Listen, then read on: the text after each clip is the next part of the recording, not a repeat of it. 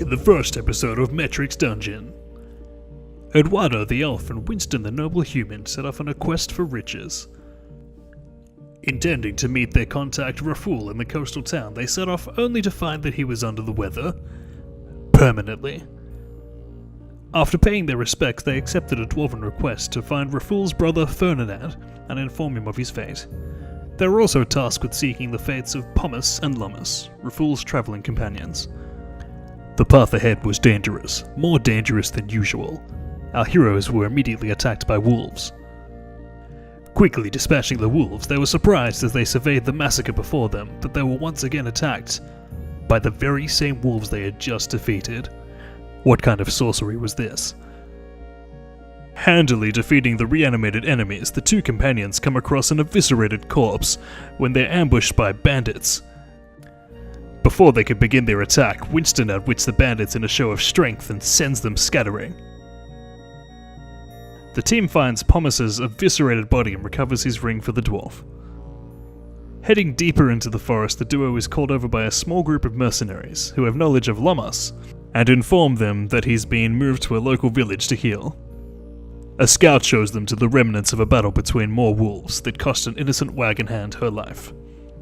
In elegant fashion, Eduardo convinces Winston that the Mercs gear would be better repurposed for the good of everyone. Having lingered too long, the pair is attacked by reanimated wolves, and they discover a weakness, sending them back whence they came. Armed by the mercenaries, they hear danger approaching through the dense fog. They defeat the foe in what they will later claim was self-defense. Upon arriving in town, the duo approach the stationed scout troop to inform them of the forest group's news. The group finds Winston's retelling to be lacking. The pair attend the local inn and meet the residents of Balar. After a generous feed for one, the heroes are approached by a concerned woman inquiring about her daughter, who turns out to be the deceased wagon hand. She takes the news well. Eduardo recalls a memory from the daughter after consuming some of her flesh, and sees the face of a red-haired man at a surgeon's office in her memories.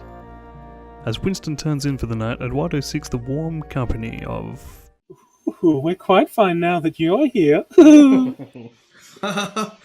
Yes. Is anyone going to eat this mashed potato?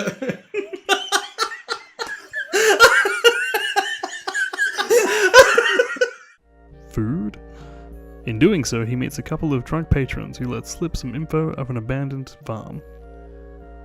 The next morning, continuing the search for Lummus, the pair visit the town surgeon, who coincidentally happens to have red hair. It is Ferdinand, the brother of recently deceased Raful. The pair bore grave news of his brother's passing, as well as the wagon hand's demise. This took a heavy toll on him, but he thanked them for bringing the news. The duo were ushered inside and shown an ominous fang that was removed from Lummus, as it had started to corrupt his body. Was this what was bringing dead wolves back to life? They finally meet Lummus, but he's in terrible state. Winston tries to administer his own brand of medical care, but is stopped by a racist elf. He does it anyway. It doesn't work. The elf then claims that Lummus will recover in due time, as he has seen this kind of thing before. When questioned further, he disappears into thin air. This reminds Winston of his knowledge of elves that have power over creation itself, and whilst he despises this elf, he can't help but trust him.